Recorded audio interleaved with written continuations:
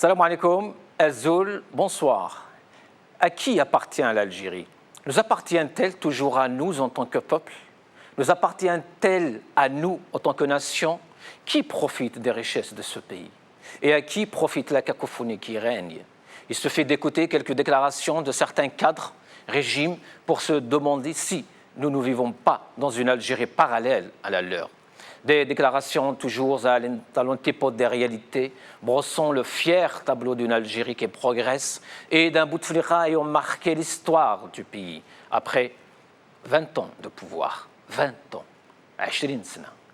20 ans dans ce si vaste et riche pays, vaste de sa superficie, vaste de sa culture, vaste de ses influences et de ses affluences, vaste de son identité et riche, disais-je, oui, riche. Non seulement de ses ressources naturelles que constituent les hydrocarbures, mais encore de son patrimoine historique, de ses mers, de ses montagnes, de ses grottes, de ses dunes, de son regard, riche de ses ressources agricoles, riche de ses ressources humaines, surtout de sa jeunesse.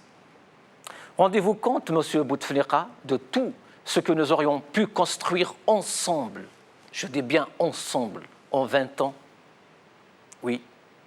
Ce ne sont que des chimères, une utopie, que ce régime et nous puissions un jour construire l'Algérie du droit et de la justice. Le pouvoir ne semble pas plus intéressé par nos priorités que par la nécessité de construire un État digne de ce nom. Pour lui, les institutions ne sont qu'une courroie de transmission, un paravent. Au mieux, elles incarnent l'illusion d'une démocratie, la désillusion de tout un peuple, disait Feu Aït Ahmed.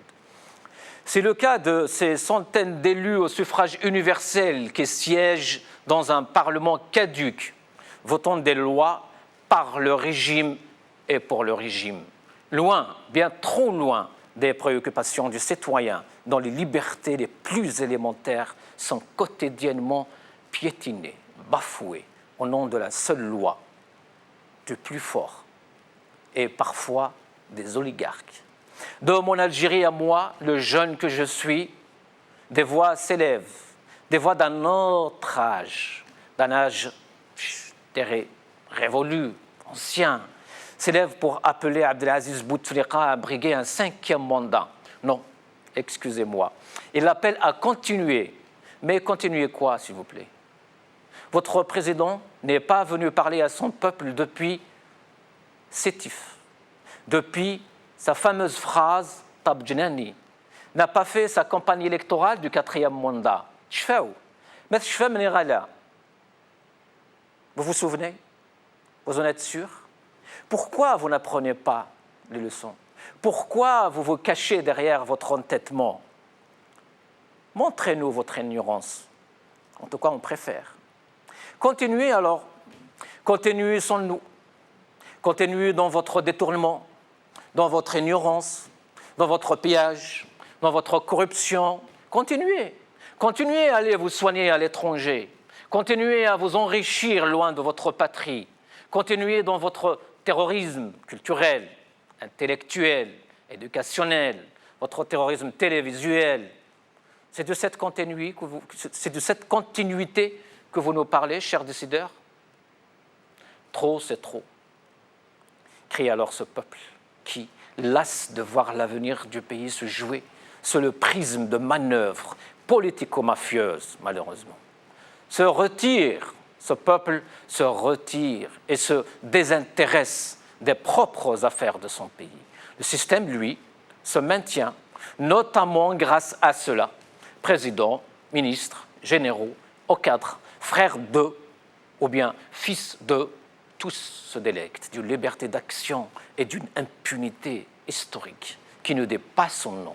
Tout ceci, pendant que les intégristes de tous bords, droite, de gauche, démocrates, islamistes, aiguisent leur discours et renforcent leur présence dans une société en rade de tout. Où va-t-on? Jusqu'où va aller ce régime? Et surtout, qui pour l'arrêter? Aujourd'hui. Algérie patriotique. Oulda baisse catégorique. Aucun candidat ne passera devant Bouteflika. Par Yanis Younes. TSA, où Yahya Bouteflika n'est pas du genre à subir des pressions. Makhlouf Mhenni. Liberté. Opacité sur l'échéance électorale. Décision tâtonnante de l'exécutif. Bouteflika le pouvoir parallèle par Karim Kébir. Bouteflika dans le cadre ou hors cadre. Et pour en parler aujourd'hui de la jeunesse algérienne. Sur le plateau, Saïd Akline sur ma droite, bonsoir. Bonsoir Hussein, bonsoir Abdou, bonsoir aux téléspectateurs, merci pour l'invitation. Merci à vous. À ma gauche, Abdou Smar. Abdou Smar, merci et bienvenue. Merci Hussein, bonsoir à toi et à tous les spectateurs, à Saïd. Et toujours un plaisir de retrouver le Maghrébi. صحيت مرحبا بك. Et par téléphone depuis Alger, on a Wassila Beltrache. Wassila Beltrache, مرحبا بك. الله يسلمك, merci Sir Hussein. Je suis de Constantine là, je précise. Merci à Teksaha. Alors, Wassila Beltrache, militant des droits de l'homme et membre de SOS disparu. Abdou Smar, rédacteur en chef de Algérie Part. Et Saïd Aknin, militant des droits de l'homme, bienvenue. Et je commence par Abdou Smar. Ça fait longtemps quand même qu'on ne vous a pas vu sur le plateau d'Al Maghribia. Ah, c'est pas de ma faute. Vous voudrez juste m'inviter un peu plus régulièrement. Vous aimez le téléphone et le Skype. Moi, j'aimerais bien être là. Alhamdoulilah, c'est déjà pas mal. Abdou Smar, où est passé Bouteflika? La réponse, elle est simple. Bouteflika est à la résidence présidentielle de Zeralda. Je vais anticiper ta deuxième question. Où est son frère Saïd Bouteflika? Saïd Bouteflika est entre la résidence présidentielle de Zeralda et le palais présidentiel d'El Mouradia. Ils font quoi? Il lui arrive de voyager à l'étranger, souvent, notamment en Suisse à Genève, lequel? pour des considérations, je ne sais pas. Vous parlez de qui? Je parle de Saïd Bouteflika. Ah, c'est lui qui voyage. Ouais, c'est lui qui voyage. Comme beaucoup de responsables voyagent. En ce moment, disons qu'il y a eu un été très torride. Mais quand vous dites beaucoup de hauts responsables, est-ce que Saïd Bouteflika aujourd'hui est un haut responsable? Naturellement. Il a toujours le poste de conseiller. Mais est-ce qu'il a été renouvelé? Pourquoi on n'a pas le droit justement je sais pas, à la communication, à l'information? Est-ce que le poste est toujours là? Est-ce qu'il a été renouvelé ou pas? L'opacité du régime algérien, c'est quelque chose qui est communément admise depuis maintenant plus d'une décennie. C'est-à-dire qu'il n'y a pas un Algérien aujourd'hui qui est étonné. Vous êtes gentil. Plus d'une décennie, c'est-à-dire je parle de l'Algérie des années 2000. Je ne parle pas de l'Algérie des années 90 où il y avait une guerre civile, il y avait un prétexte, on va dire, il y avait un prétexte politique pour justifier une certaine opacité. Oui. Voilà, aujourd'hui on est dans les années 2000, à l'ère des réseaux sociaux effectivement, à l'ère des nouvelles technologies, à l'ère où l'Algérie fait partie des 40 pays dans le monde au niveau du nombre des Facebookers. Moi-même avant de venir à Paris, j'avais fait un coup de gueule pour réclamer des explications. L'affaire de la cocaïne d'Oran qui a pris une dimension politique extraordinaire. Personne encore nous a donné des détails très précis. Donc l'opacité du régime, elle est connue, méconnue. Mais est-ce que l'absence du président et de son entourage, elle est liée à cette opacité? Non, cette opacité, elle est installée. Elle fait partie des mœurs politiques de ce régime. Et c'est un héritage qui date depuis la Révolution, depuis l'indépendance du pays. Pour s'en débarrasser, il faut simple. Pour se débarrasser de cette opacité, il faut un nouveau régime. Il faut qu'une nouvelle génération de dirigeants algériens accède au pouvoir. Et comment? Malheureusement, comment cette génération justement dont vous parlez, on démocrate que peut arriver au pouvoir au moment où on voit aujourd'hui une dizaine ou je sais pas quelques poignées, je sais pas, d'hommes politiques en Algérie veulent nous imposer Bouteflika justement malgré malade. Regardez. Moi je veux parler avec le cœur. Il ne faut pas qu'on se monte à nous-mêmes. Moi, en démocrate convaincu, j'en ai marre de fantasmer sur une mobilisation populaire, une révolution comme ça, qui va bousculer le régime et qui va mener vers des élections anticipées qui nous permettra d'avoir une démocratie. Pourquoi pas? Moi, ce rêve, franchement, en tant que démocrate, j'ai préféré abandonner cette naïveté. Je ne crois plus à ce rêve. Je crois qu'aujourd'hui, nous, les démocrates algériens, on doit travailler beaucoup. On doit beaucoup travailler, on n'a pas assez travaillé. Il faut dire la vérité. Je prends l'exemple, tout à l'heure avant le plateau, on en a parlé. Il y a eu un militant qui a été emprisonné. Nous étions une poignée de main à se mobiliser autour de lui. Les Algériens, dans leur majorité, ils préfèrent discuter de certaines vidéos, des problèmes des femmes et de leurs jupes, des problèmes des maillots de bain, ou des polémiques stériles, au lieu de parler de la liberté d'expression. Mais pourquoi justement l'Algérien est devenu comme ça? C'est ça l'Algérien est devenu comme ça. Est-ce que ce n'est pas ce régime justement qui a fait en sorte C'est clair, Hussein, que ce régime il a une responsabilité historique. Il a fabriqué un pays verrouillé. L'Algérie des années 2000 et la Roumanie moderne au maquillé de Ceausescu. C'est-à-dire on a créé, alors que le régime de Ceausescu en Roumanie a chuté, l'Algérie a créé, c'est une nouvelle Roumanie pour moi des années 2000. C'est-à-dire c'est un régime qui a convaincu sa population que tout ce qui se passe à l'extérieur est foncièrement dangereux. On s'en est sorti de la décennie noire. N'écoutez pas les revendications libertaires, selon lui, ou démocratiques qui viennent de l'extérieur. Ça peut que nous mener vers l'instabilité. C'est comme ça la Roumanie de Ceausescu. On a une sécuritocratie et comme par hasard, cet été, pour moi, est un tournant majeur. Parce que cette affaire de cocaïne du port d'Oran est en train de tout bousculer dans son sillage. Et cette sécuritocratie algérienne est en train de s'effondrer petit à petit. Et je pense que c'est un tournant majeur qui nous permettra d'aborder une transition qui va durer, soyons logiques, même si en ce moment on parle plus de l'affaire minimum. Il faut minimum une transition de 4 à 5 ans pour aboutir à l'émergence d'une nouvelle pensée politique. Il faut se battre pour une nouvelle pensée politique en Algérie. Ça ne viendra pas comme ça.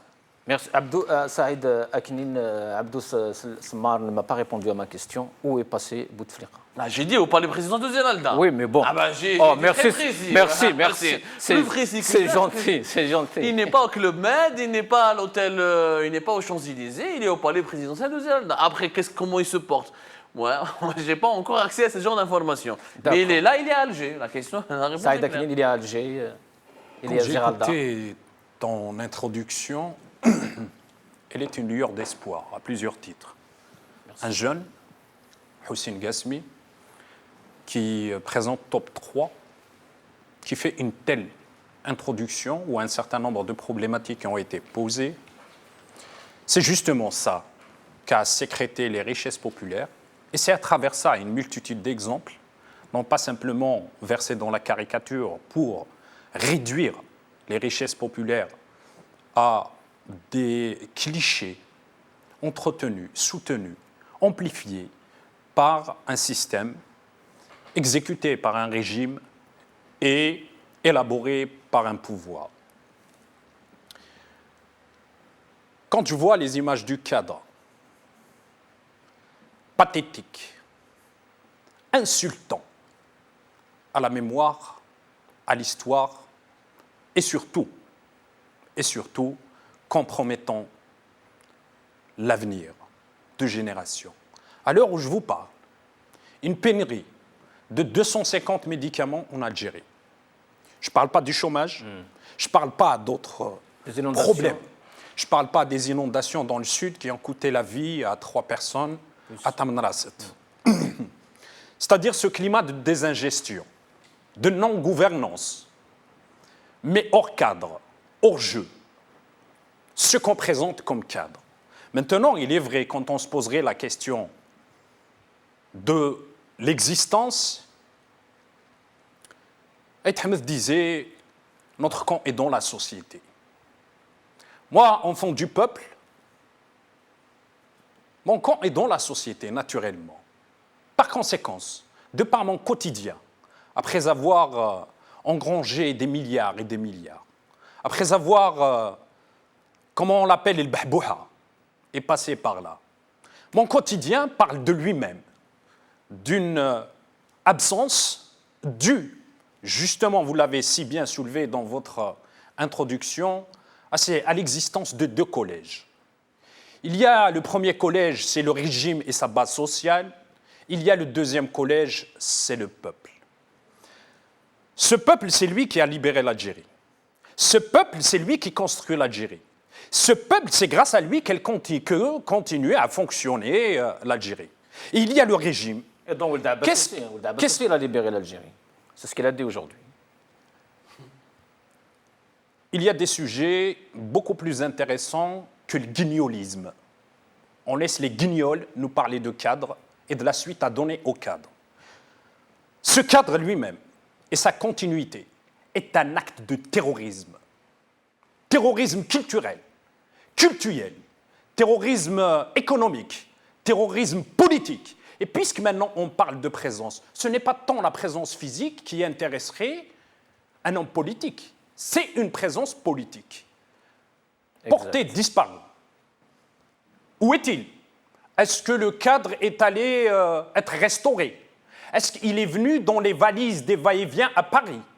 Est-ce qu'il a été compromis dans la transaction par bande interposée de la raffinerie à acheter en Italie? Parce que toutes ces questions sont soulevées. Pourquoi? Parce qu'il y a un simulacre de la présidentielle qui vient. Ce simulacre, justement, a fait en sorte, aujourd'hui, à ce que des luttes claniques s'exacerbent, à tel point qu'il y a des convulsions. Il y a des convulsions à tous les niveaux de la base sociale. Il n'est mobilisé que la base sociale du régime. Le peuple, il est en dehors de cette problématique. Qu'est-ce qu'attend le peuple? C'est la question, la première question. Restez avec nous, Saïd Akini, justement. On revient et on reposera cette question. Wassila Beltrache, marhaba bik. الله يسلمك. Wassila Beltrache, l'Algérie, donc, l'Algérie, le grand pays, l'Algérie, plus d'1,5 million de martyrs. Aujourd'hui, l'Algérie est gérée par un cadre. Et beaucoup se disent justement, où on voit une question à ce régime, pourquoi ne pas mettre la photo la plus récente du président? Au moins, soyez je sais pas, intelligent. Alors donc, d'abord, je vais faire une petite précision. Je suis membre de la coordination nationale des familles disparues et non SOS.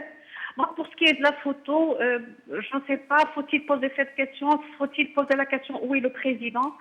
Est-ce que la question de l'Algérie se résume en présence d'un président inactif qui ne fout rien?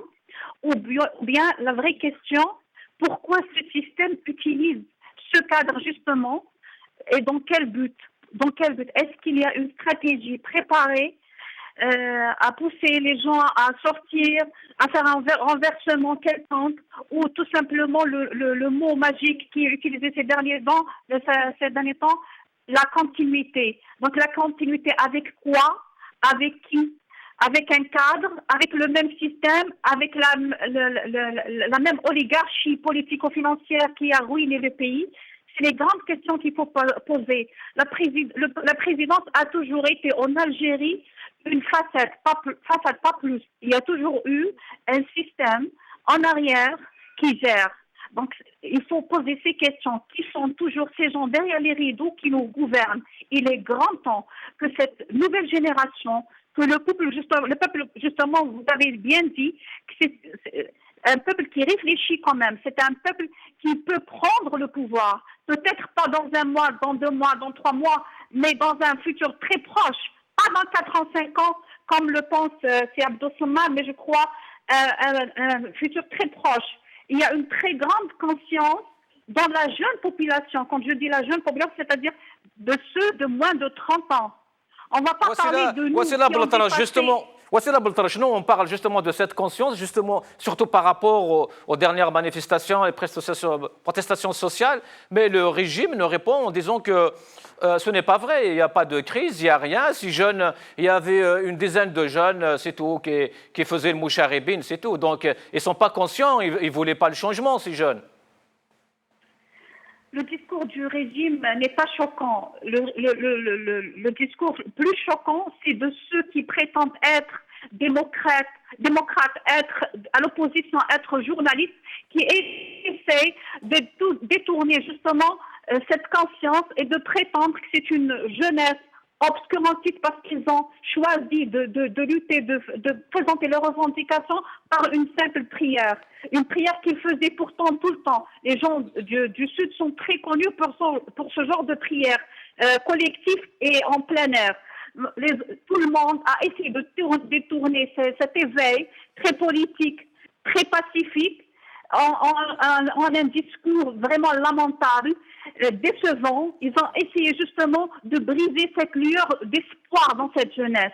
Au lieu de dire oui, il est grand temps de se soulever pacifiquement, de dire acte à cette politique, acte à cette manière de gérer le pays. Il faut réveiller les consciences. D'autres ont essayé de stigmatiser cette région, spécialement du Sud, en la traitant d'obscurantiste, en essayant de faire croire aux gens qu'elle a été manipulée par un certain nombre de salafistes. Il y a plus de salafistes, il n'y a plus de rôle. Le véritable rôle, il est au pouvoir. Le véritable rôle, il est derrière les rideaux. Celui qui essaie de mettre à plat le pays.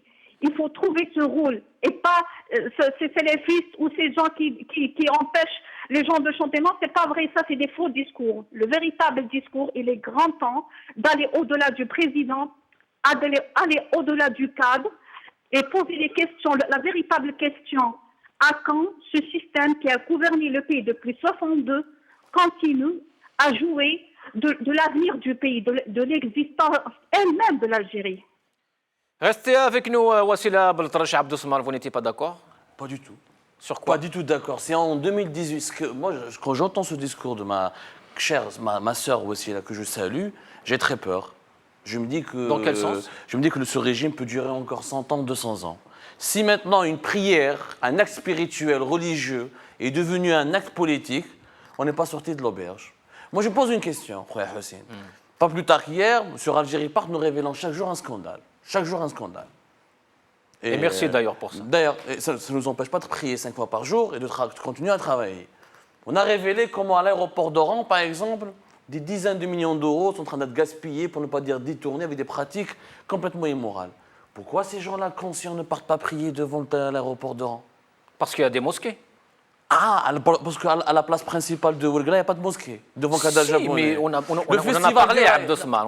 Oui. Tu m'as donné le droit de parole. Oui, bien sûr. À Sidi Bel Abbas, il n'y a pas de mosquée. On s'est enthousiasmé quand Al-Watan il a fait sa haine sur les fils d'eux.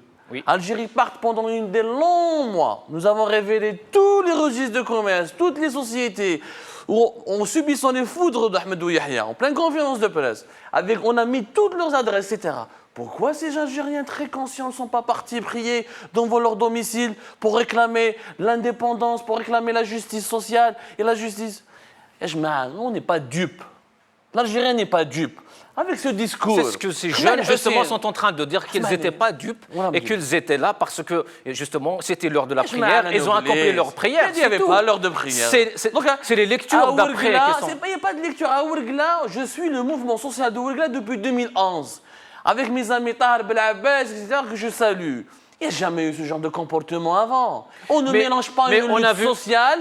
On ne vise pas, on vise pas un concert qui coûte 2 sous pour justifier une revendication sociale. Les véritables dépenses de Ouargla d'ailleurs sont les casernes. Il faut aller prier devant le ministère de la Défense.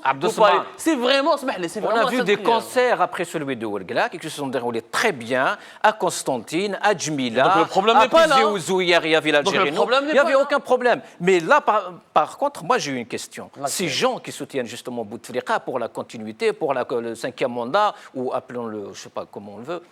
Pourquoi ils le soutiennent? Ces gens-là, justement. Oui, ces gens-là, il y a deux. On va faire la topographie. Ils savent que ce monsieur ne parle pas, ne bouge pas, il est malade. Quel est leur intérêt dans tout ça? On va répondre de manière scientifique. Oui. Moi, j'aime pas faire du fantasme. Moi, j'aime pas faire. Moi, je suis vraiment un scientifique. Je suis en Algérie, je suis en le pays, j'essaie de rencontrer chaque jour pour faire mes articles des dizaines d'Algériens qui viennent de tous les milieux sociaux. Qui sont on va faire d'où viennent les personnes qui soutiennent Bouteflika? Tu as 3 types de personnes. La première personne, ça s'appelle le chiite affairiste. Le chiite affairiste, il soutient tout le temps. Et Bouteflika, il va le soutenir. Il dit plateau, tu lui mets un singe qui danse à la présidence, tu veux que vive le singe. Le chiite affairiste, c'est quelqu'un qui croit que, en disant oui tout le temps, il va prendre des projets, il va bien vivre. C'est une mentalité culturelle. Et c'est faux. Ne soyons pas hypocrites. Fiourt Boumediene, il n'y avait pas de cadre. Fiourt Boumediene, il y a des Algériens qui vénéraient Boumediene.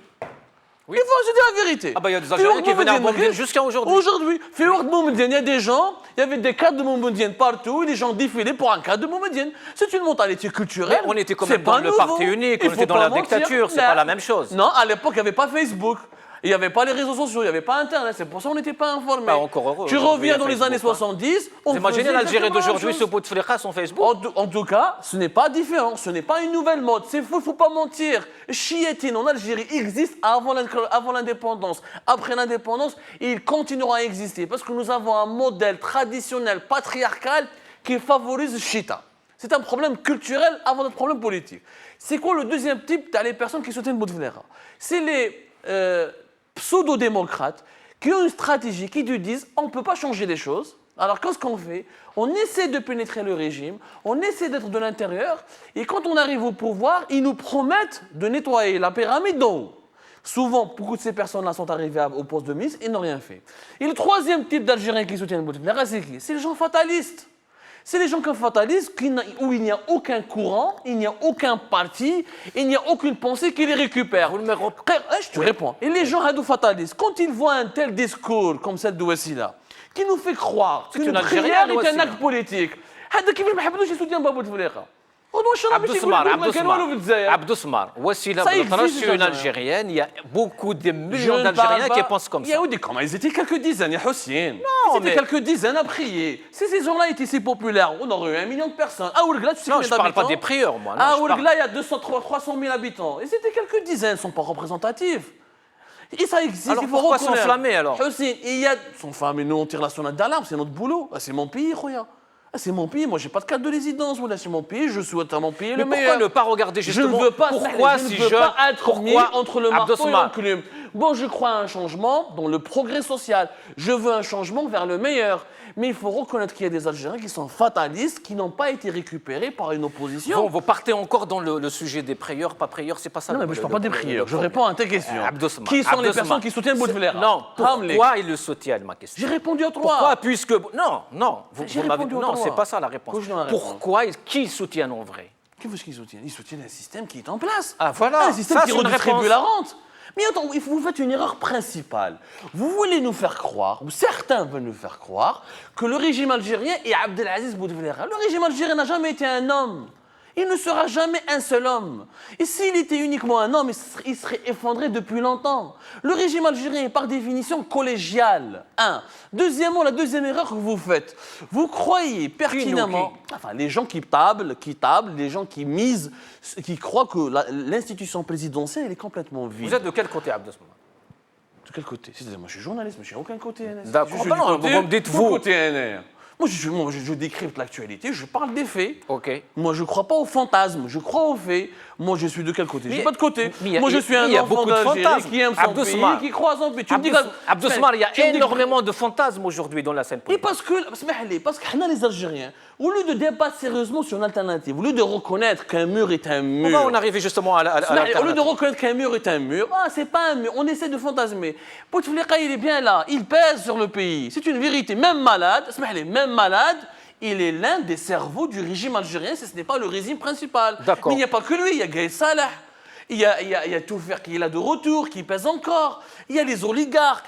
Comment ça qu'il est là de retour, Toufer, ça veut dire? Il est de retour, bien sûr qu'il est de retour. Tout ce qui se passe on ne le voit pas, il ne parle pas, comment vous le savez? Justement, parce que nous, les médias algériens, on ne veut pas montrer ce genre de choses, on n'ose pas briser certains tabous, on n'ose pas dire que le général Toufer, il est encore là. Il y a un apparatchik.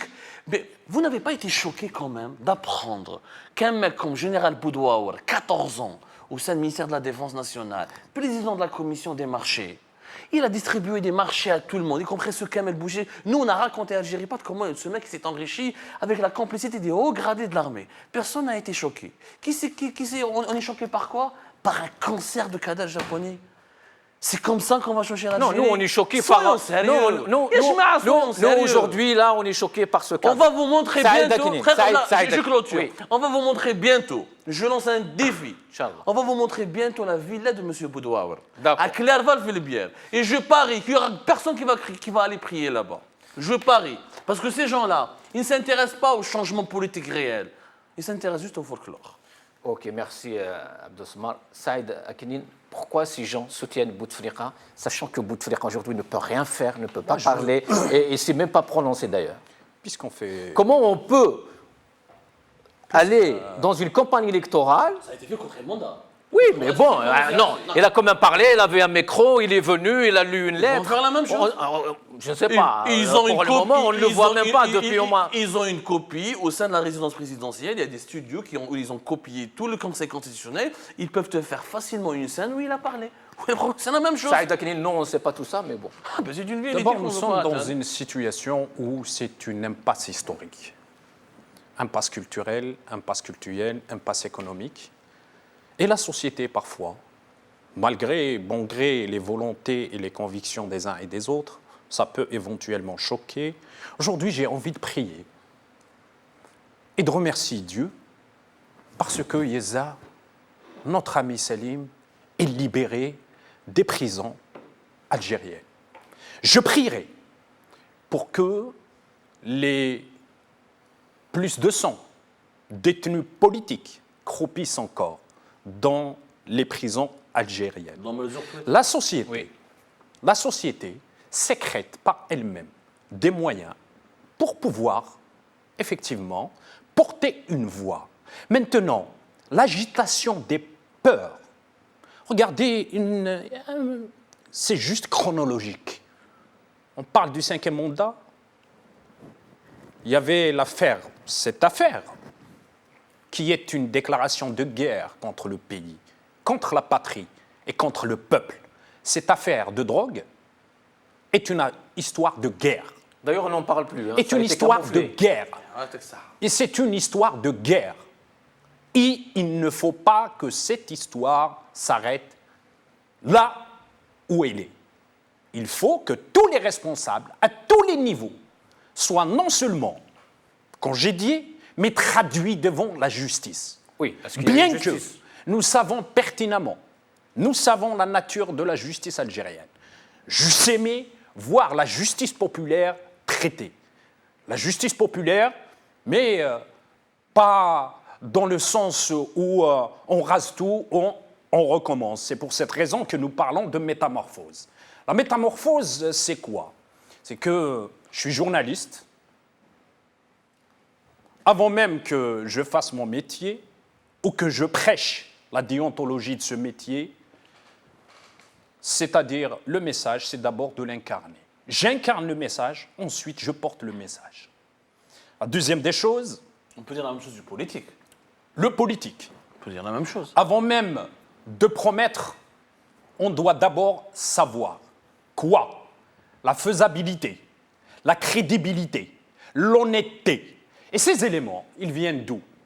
De l'autonomie. Quand on est autonome, on est souverain, on ne joue pas les jeux claniques. Notre seul clan, c'est le peuple. Notre seule ligne rouge, l'Algérie. Voici les deux éléments qui constituent notre kérosène. Maintenant, le peuple algérien,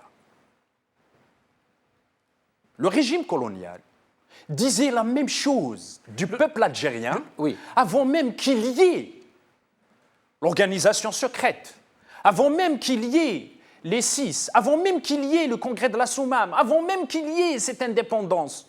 Aujourd'hui, le régime, il essaie d'infantéliser le peuple, de le minoriser, de le clochardiser par un certain nombre de mécanismes, à la fois psychologiques et aussi opérationnels. Maintenant, quant à la chiatologie, on parle de science. Mohamed Harbi, qui est un scientifique, un enseignant universitaire, dans l'un de ses ouvrages, il dit « La base sociale du régime n'a pas changé depuis 1962. C'est un travail scientifique. Maintenant, dire que la chiatologie est culturelle, elle est où cette culture? Elle a dossier au patriarcat, c'est... Des exemples, Saïd. Ah non, j'ai des exemples. L'exemple des Bachara, l'exemple de certains serviteurs dans l'histoire de l'Algérie, l'exemple... Non, le culte de la personnalité, il fait partie un peu de notre histoire. Il faut qu'on se remette en cause. Il faut vraiment qu'on se mette en cause. C'est une vérité qu'on peut faire. Bon, c'est pas le même contexte, comme c'est pas de la chita. Okay, non, mais attendez, mais chita, oui. Renier qu'il y a des problèmes socio-culturels dans le fonctionnement de notre société. Il n'a pas renié, il est en train d'analyser. Vous le sous-estimez que le régime algérien puise aussi sa force dans les faiblesses socio-culturelles de la société algérienne. Ça, c'est une réalité, il ne faut pas le renier. Laissez-le finir quand même, merci. Le régime n'a qu'une seule force. Une seule force. Et d'ailleurs, ce n'est pas collégial, mais c'est clanique. C'est la force de la violence. Violence sur toutes les formes. D'abord, la violence contre le peuple. Le régime est illégitime. À partir du moment qu'on est illégitime, le peuple subit une certaine forme de violence. La deuxième des violences, elle est économique. Quand on voit que 80% de la richesse algérienne est détenue par 2000 familles. Scandaleux. Quand on voit ce qui se passe à travers tous ces scandales, que j'eusse aimé obéir, et je ne remets en question intégrité. Sauf que le prêt-à-porter journalistique, le prêt à écrire journalistique, si maintenant l'idée et l'intention est de libérer des espaces de démocratie et de libérer des espaces de sain, de politique saine dans la société et que ça ne rentre pas dans la logique clanique, tout à l'honneur de ceux qui y arrivent à informer, parce que c'est le premier devoir, à informer la population. Mais ça repose sur quoi? Sur la liberté. L'homme libre est un homme d'honneur, dont l'éthique est au cœur de toutes ses actions et au cœur de toutes ses démarches. L'homme libre, c'est celui qui peut aller jusqu'à dénoncer son frère parce qu'il est impliqué dans une histoire contre la patrie et contre le peuple. Donc ce peuple ne demandera jamais la démocratie, ne demandera jamais le départ de ce régime. Mais il n'est pas vraiment libre aujourd'hui. Le peuple, lors des élections législatives, ça c'est un baromètre de mesures scientifiques, a dit non à ce coup de force clanique, à ce coup de force contre le peuple algérien, à 90%. Ça, c'est un point de départ. Le chiffre de 90%. Mais il vient des statistiques. L'abstention. Il vient des statistiques. On peut vérifier, on peut checker. Bien sûr. Le taux de participation, il a dépassé 10%. Beaucoup de participation. Oui, d'abstention. Beaucoup. Mais il a dépassé 10% à ma connaissance. Moi, je ne sais pas. 10%. Non, mais le taux qui était officiellement affiché. Le taux officiel était de 47%. On peut vérifier. Voilà. Donc, on enlève les 2 millions de blancs, on enlève les 2 millions de votes annulés et ça fait l'affaire, et c'est 90%, et le calcul est vite fait.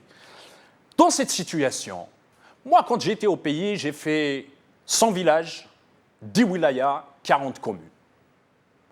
Il est vrai qu'il y a un climat de défiance et de méfiance vis-à-vis du politique. C'est le système qui l'a installé dans la société. Et actuellement, après avoir mené une guerre contre les civils, le système, il veut créer une guerre entre les civils. Cette guerre contre les civils, elle continue encore à opérer à partir du moment, et justement, c'est sur la base de ces traumas qui n'ont pas été réglés, qu'on agite encore les peurs. Après, parfois, la peur. Un exemple, c'est qui est en train d'agiter les peurs? Le régime, il fait le contraire, j'ai l'impression. Le régime, il nous invente des histoires de divertissement pour nous dire non, il n'y a pas de peur sur l'avenir, il y a la stabilité en Algérie. Je regarde les télévisions qui sont affiliées au régime. Il va finir à. Je ne vois pas. Oui, je suis en débat. On a bien dit, je crois que c'est une déclaration ou une insinuation. Oui. Quand un ministre vient à la télé dire, si ce n'est pas le 5e mandat, c'est le retour du terrorisme, comment appelle-t-on ça? C'est pas de la peur, mais c'est plus que cela. C'est du terrorisme d'État. C'est l'instabilité, ils disent. C'est du terrorisme d'État. Oui. J'assume mes propos. C'est du terrorisme d'État. Voici où je situe les peurs. Et voici comment on agite un certain nombre de ressorts qui n'ont jamais été réglés dans la société, auxquels on a concocté des lois pour pouvoir justement... Cette chanson n'est pas nouvelle, on l'utilise depuis le 3e mandat. Oui, on en parle. Cette chanson n'est pas nouvelle. C'est ça le problème, justement. Pourquoi on revient toujours aux mêmes chansons? Mais est-ce qu'on peut pour autant renier qu'il y a une peur profonde chez certains Algériens, notamment ceux qui ont connu la décennie noire? Est-ce que c'est pas... Il y en a, elle existe un peu cette peur, on ne peut pas le mépriser non plus. Merci. Wassila Al-Tarch, est-ce que justement ces Algériens, c'est parce qu'ils ont perdu confiance dans le régime, en les partis politiques, ou même l'exercice politique en Algérie aujourd'hui? Bon, d'abord, je dois saluer M. Eknil pour ce qu'il vient de dire. Effectivement, nous sommes toujours sous l'impact du trauma que nous avons subi lors des années 90. Cette peur, elle vit en nous. Il suffit de poser la question aux gens de la santé, ils vont se dire combien les Algériens souffrent d'attaques de panique, d'anxiété, de phobie qui sont nées justement à la suite de ce que nous avons vécu en décennie noire. Un trauma qui n'a pas été réglé, des crimes qui ont été commis, qui n'ont pas été expliqués. On n'est pas passé à une véritable réconciliation qui met les choses dans leur contexte politique, temporel et historique. Donc, tout le monde est là, il est sous cette emprise de ce trauma. Tout à l'heure, je disais que ce qui est bien dans le mouvement populaire actuel, c'est qu'il vient d'une autre génération, autre que nous, que nous avons suivi justement cette décennie, autant que victime directe ou autant qu'observateur également. Cette génération, elle est en train de mieux réfléchir, de comprendre que le système a usé de cette peur comme moyen de régner. Pour répondre à M. Abdou-Sammar, vous disiez que ce que je disais est grave. Laissez-moi aussi vous dire que ce que vous aussi vous êtes en train de dire est grave. Parce que quelqu'un qui défend la démocratie, quand il y a une injustice, il est là pour la dénoncer. Il ne dénonce pas ce qui convient à ses convictions et son orientation idéologique. Quand il y a injustice, il faut soutenir la personne, quelle qu'elle soit son orientation. Je dis bravo à tous ceux qui ont soutenu cette jeune fille qui a été harcelée par un gendarme qui n'était en fait qu'un acte isolé d'un gendarme zélé. Mais je me pose la question, pourquoi ces défenseurs des droits de l'homme, des gens qu'on présente à la télé comme étant des démocrates, comme étant des activistes politiques, à ce jour, personne n'a fait un poste pour dire que Cheikh Ali Belhaj a le droit de prier là où il veut, quand il veut. Quand il y a ce double langage, quand il y a une action que je prétends être grave et qui est pourtant dans les habitudes des Algériens, spécialement de ceux du Sud, et de prétendre que c'est un acte politique grave, je dis que celui qui ne prend pas la défense d'une bavure de police, bavure d'État, c'est quelqu'un qui joue, qui fait le double langage. Donc je ne pourrais jamais croire à ce qu'il est en train de dire. Le droit est indivisible. Non. Si là, ben oui, al-haq, je ne peux pas dire que hada عنده الحق parce qu'il convient à mes convictions et l'autre, non, معليش, ça peut aller, cette bavure, elle peut marcher par, il mérite. Non, c'est Abdou-Sammar. Je ne vous vise pas personnellement, donc je parle à tous ceux qui pensent que la prière est une forme contestable. Je leur dis, soulever oui. Wassila Al-Atrache, on aimerait bien sortir de ce sujet et rester sur le sujet d'aujourd'hui. C'est que il y a énormément de problèmes en Algérie. Il y a du chômage, il y a des inondations, et il y a la jeunesse. Il y a la jeunesse qui la jeunesse souhaite de partir, de quitter l'Algérie. Oui, c'est Hossein.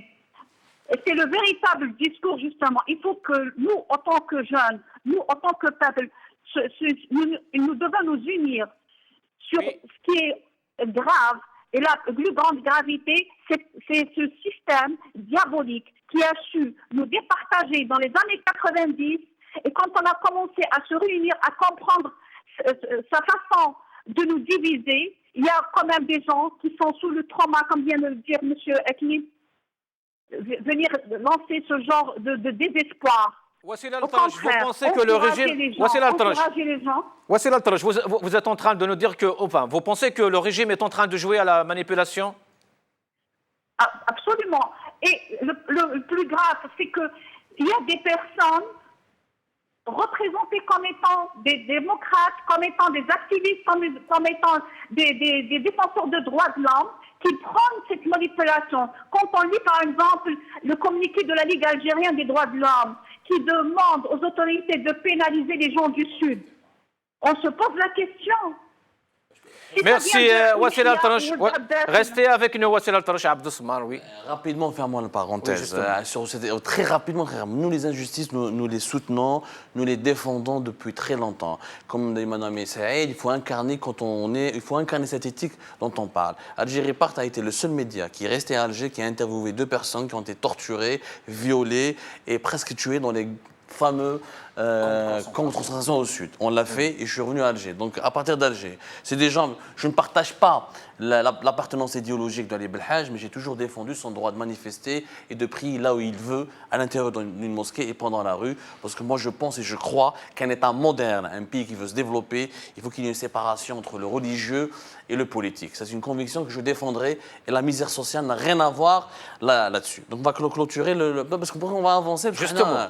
Maintenant, la deuxième question. Moi, je veux rebondir sur cette histoire de peur. Saïd, il faut savoir que l'Algérie a une chance et la malchance. La malchance de connaître la décennie noire, ça a été un handicap majeur dans le développement du pays. Qu'on le soit opposant ou pas opposant, il faut le reconnaître. La peur existe, elle n'est pas fabriquée. Il y a des gens qui l'ont vécu. Moi, mes parents l'ont vécu, ma mère l'a vécu. Je suis un enfant de la Métija. Je vois que ma mère, elle est terrifiée par cette histoire quand elle voit. Par contre, nous avons une chance. C'est qu'on a une chance. Nous sommes un pays très jeune et nous faisons 1 million de bébés par an. Oui, mais géré par un cadre. Attends, j'arrive, on va aller. Avant d'aller au cas. Mais le problème est là, Abdou, aujourd'hui. Tout le monde sait que l'Algérie a une majorité de jeunes. Le cadre ne va pas durer. Il dure depuis 20 ans. Ah non. Paul Biya, Moubarak n'a pas duré 30 ans en Égypte. Il n'est plus là. Oui, mais pourquoi vous le comparez? Pourquoi le comparer à Moubarak?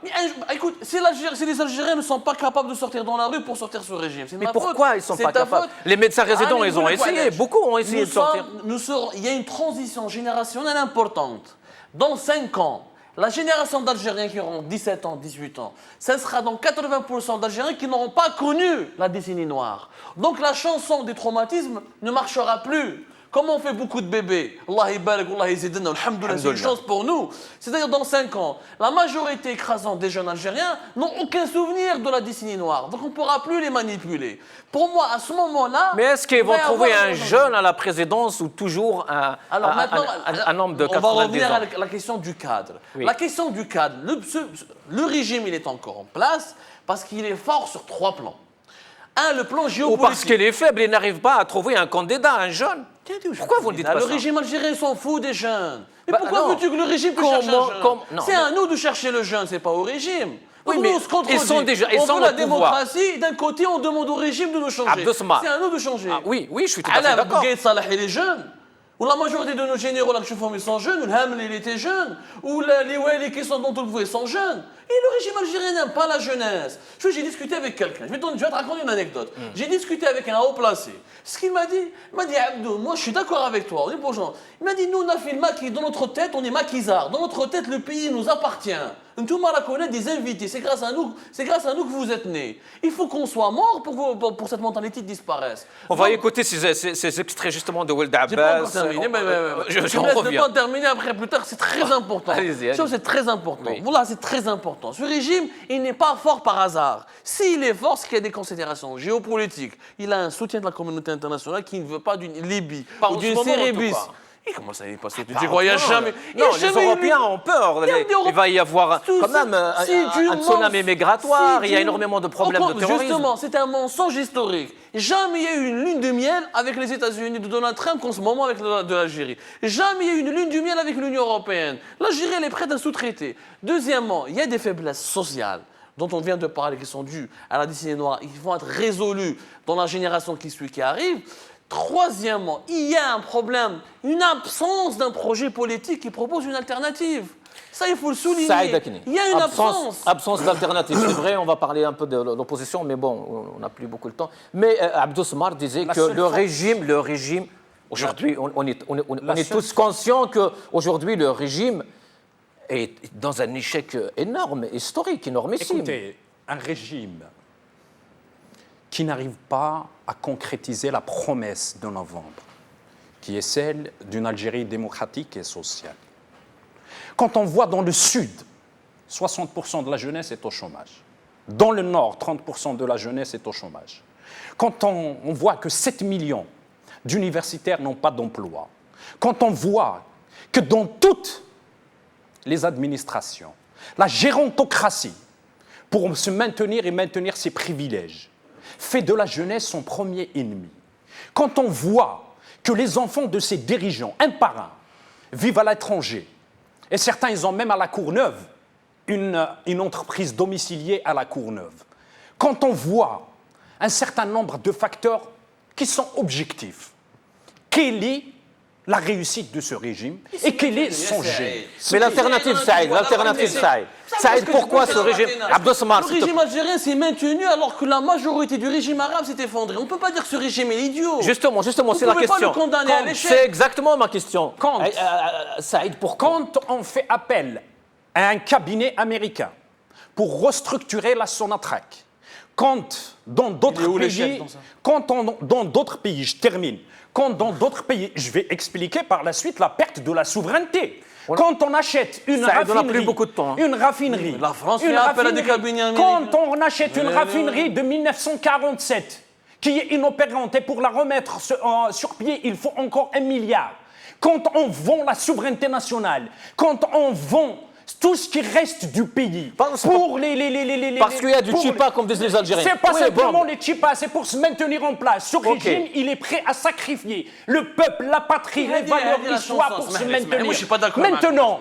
Maintenant, effectivement, il est vrai qu'il a cassé toutes les possibilités de construire. Il a cassé l'espoir, il a cassé l'espérance. Mais dans tout ça, quand on voit ce qui s'est passé à Tiferdout, quand on voit ce qui se passe par-ci, par-là au pays, des initiatives de métamorphose sociale, ça, effectivement, ça prouve une chose, que le régime, incarné par la façade civile, à savoir Bouteflika, est en dehors du cadre légal, que Bouteflika, la façade civile, est en dehors du cadre de l'honneur, que Bouteflika et ses sbires, ses chiens, et là j'irai encore beaucoup plus loin parce que là c'est encore une fois une histoire de souveraineté nationale, et en dehors du cadre de l'éthique, en dehors du cadre de l'honneur, en dehors du cadre de la légalité, en dehors du cadre de l'histoire, le seul cadre dont ils sont,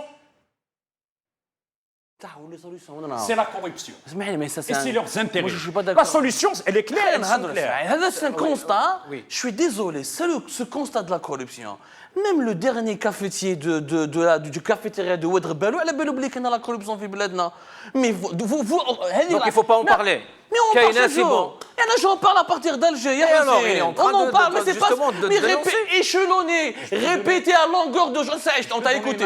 Répéter à longueur de journée. Et faire le listing. L'alternative, Abdo, l'alternative aujourd'hui. Faire le listing. Pourquoi ils sont où les partis d'opposition? Ils sont où les partis politiques? La première alternative, c'est que nous, l'élite algérienne, on doit sortir du populisme crasseux, ce qui nous empêche de se connecter avec la base populaire algérienne. Quand tu rencontres pourquoi dans le culturel ça marche, pourquoi dans le politique ça ne marche pas? Qu'est-ce qui bloque? Qu'est-ce que le populisme marche? Il parlait de Deferdo, il parlait d'énormément de... C'est pas du populisme, c'est des dynamiques culturelles et politiques locales qui ont toujours existé, y compris au sein de la décennie. Oui, je parle du... Oui. Même à l'époque du terrorisme, il y avait des dynamiques politiques locales. Or, une dynamique politique locale ne suffit pas pour enclencher un mouvement national. Oui, qu'est-ce qui bloque? Pourquoi aujourd'hui il bloque deux choses. Il bloque on a besoin d'une élite politique qui parle avec franchise aux Algériens, qui parle avec du cœur et qui propose des solutions concrètes. Qui te goulait un McKinsey, grand cabinet international, qui a aidé beaucoup de pays émergents, dans la Turquie, dans la Malaisie, dans l'Indonésie. Trop, c'est pas une solution. L'Algérie, où je suis pas l'Algérie. Merci. Il faut des solutions concrètes. Il faut avoir un programme économique, un programme social. Il faut créer le rêve algérien. Le rêve algérien passe par le libéralisme. Il ne passe pas par les idées socialisantes qui nous ont emmenés vers l'échec. Il ne passe pas par le scénario du Venezuela qui sont en train de mendier maintenant. Il passe par le progressisme social. Il passe surtout par la création d'une classe d'entrepreneurs honnêtes qui maîtrisent le management moderne. Il passe surtout par une justice sociale. Il passe surtout par la fin des inégalités régionales. Ça, c'est très important. Il faut que quelqu'un au Sud, on peut lui donner de la dignité. On ne le réduise pas à des simples comportements religieux. Oui, le jeune de Ouargla, il peut lire Marx, il peut comprendre Lénine, il peut comprendre Victor Hugo. Il le lit justement en arabe, en français. Il le lit en arabe, en français, il le lit. Voici là un dernier mot d'alternative pour l'Algérie de demain. Alors, pour l'Algérie de demain, il faut d'abord comprendre cette émergence de cette population jeune. Il faut l'accepter telle qu'elle est. S'il y a des choses à aider pour qu'il y ait d'évolution, oui. Si des signes religieux, que considèrent d'autres un signe religieux comme étant quelque chose de grave, mais s'ils sont là, on doit les accepter, les comprendre, tout comme on comprend parfaitement, par exemple, la solidarité en soulevant une jupe ou en attachant un cadenas. Donc, si je dois accepter cela, je dois accepter l'autre code. Unissons-nous. Le plus important, c'est de nous unir, de nous accepter tels qu'ils sont dans cette diversité. Et le plus important, c'est la création d'une scène politique opposante réelle et non fictive. Merci. Et ceci ne peut aller que si on donne la chance aux jeunes Il faut que Louisa Hamnoun comprenne que son temps est passé. Il faut qu'il y ait des jeunes dans son parti, dans les autres partis également. Il faut agréer les partis jeunes tels que le parti de Kamel Tabou, par exemple, qui est empêché justement parce qu'il rapporte des solutions contrairement au parti de l'État. Il faut donner de l'espoir. Il faut donner de l'espoir. Il ne faut pas donner un discours. Merci Wassila Al-Tarash. Merci d'avoir accepté notre invitation. Saïd Aknin, un dernier mot pour l'alternative. Elles existent, mais elles ne sont pas élitistes. Le peuple algérien saura se prendre en charge. Au-delà de toutes les considérations et de toutes les idéologies, aujourd'hui nous sommes à l'heure de la métamorphose démocratique et de l'humanisme. Pourquoi? Et la première des choses, c'est le départ du système. Et après le départ du système, il faut qu'on récupère les 500 milliards de dollars qui se sont volatilisés des caisses de l'État. Les 500 milliards de dollars, il faut qu'on les récupère. Et puis par la suite, il faut qu'on apprenne à se parler ensemble. Et puis qu'on apprenne à s'organiser ensemble, bien que le système, il fera toujours pour pouvoir asseoir la discorde et ainsi de suite. Quand on fait appel à un cabinet américain, c'est une insulte aux compétences algériennes. Il y a plein de compétences. Il y a une compétence. Malti, l'ancien directeur de la Sonatrach, ça c'est de la compromission, c'est la perte de la souveraineté nationale. Je t'invite à lire le bilan économique de Malti qui est pour Sonatrach. Je vais répondre. Merci. Merci Abdosmar. La première des injustices, c'est qu'Al Magharibi, avec tous les moyens dont vous disposez, vous consacrez si peu de temps à un sujet aussi important. D'abord, la première des injustices, si vous voulez qu'on change, non, c'est pas une que question vous donnez plus de temps. On a 52 minutes pour l'émission. Mais vous avez les moyens nécessaires pour avoir au moins le double, parce que c'est important d'en parler. Ils sont en train de... L'espoir ne se donne pas, il s'arrache. La liberté ne se donne pas, elle s'arrache. La démocratie ne se donne pas, elle se conquiert. Qui a dit le contraire? Ces jeunes qui sont dans la rue, justement. Le dernier mot que j'ai entendu, c'était donné. Le libéralisme économique, il a donné Tahkout. Il a donné Haddad. Il a donné... Voici ce qu'il a donné. Il a donné Tahkout. Il a donné la Malaisie émergente. Il a donné le Brésil. Voici ce qu'il a donné le libéralisme. Mais c'est pas ça le véritable visage du libéralisme. Là, vous tombez dans le piège. Vous tombez dans le piège du pouvoir. Moi, c'est pas ça le libéralisme que je défends. C'est le blanchiment d'argent. Est-ce que les Algériens seraient prêts justement pour le libéralisme? Bien sûr, les Algériens aujourd'hui. L'Algérien, il a le goût du travail. Il doit le retrouver. L'Algérien, il a besoin de méritocratie. Il doit lui dire Takhdem Tnal. Le problème, s'il le retrouve, il va travailler. Et si surtout, il a un dirigeant exemplaire. C'est-à-dire, il a un dirigeant. Mais quand je fais club des pains. Est-ce que nos dirigeants sont exemplaires? Ils ne sont pas exemplaires. Pour l'Algérien, il faut d'abord. Le dirigeant n'est pas exemplaire. L'opposant ne l'est pas non plus. Mais l'opposant n'est même pas là aujourd'hui. Il est où l'opposant? L'opposant ne l'est pas non plus. Il faut donc un nouveau projet collectif avec des idées concrètes pour qu'on puisse. L'Algérie a besoin de 10 ans de travail. Elle a besoin de minimum 10 ans de travail. Et le départ de Bouteflika. Est-ce que l'Algérie d'aujourd'hui ne travaille pas? On le remplace avec Ouihia. Ou on le remplace avec Belkhadim. L'Algérie d'aujourd'hui ne travaille pas? Elle est d'une fainéantise. L'Algérie ou le régime? L'Algérie d'aujourd'hui. Population et régime. Ça, c'est du populisme crasseux du régime. C'est le populisme crasseux du régime. Nous sommes dans une fainéantise culturelle impressionnante. C'est le populisme crasseux du régime. Nos intellectuels sont obligés de s'exiler et de se faire entendre. Saïd Aknin, merci. Le peuple algérien est digne. Abdosmar, merci. Je n'ai pas dit. Wassila Al-Tarash, merci. Vous tous et toutes, merci de nous avoir suivis. يعطيكم الصحة. ما حقرناكش يا صاحبي. لا حقرتونا. يعطيكم الصحة. vous êtes les opposants تحقرونا. ما حقرناكش. غدوة نروح ولي إن شاء الله مازال غدوة إن شاء الله ندير واحدة أخرى. Merci, au revoir, السلام عليكم.